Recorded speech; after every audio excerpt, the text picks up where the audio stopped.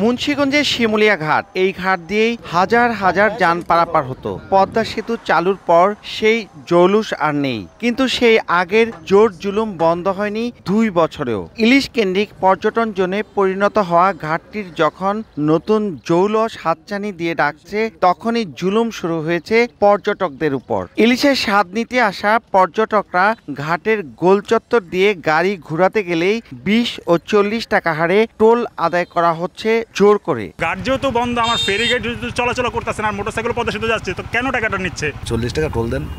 আমি 40 টাকা কিসের পার্কিং এর? আমি কার তো বন্ধ, এখন পার্কিং দিব কি?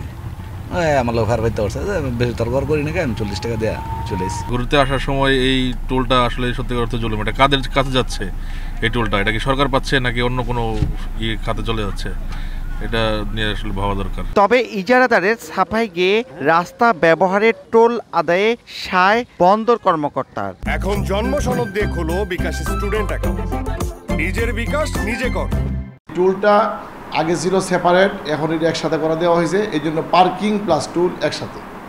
তার মানে এটার জন্য কর্তৃপক্ষ নির্ধারিত রেট দিয়েছে। টোল আদায়কারীদের দাবি, তারা বিআইডব্লিউটি এর কাছ থেকে এবার কোটি টাকায় ইজারা নিয়েছেন। তবে ভুক্তভোগীরা বলছেন জোর জুলুমের লাইসেন্স এটি।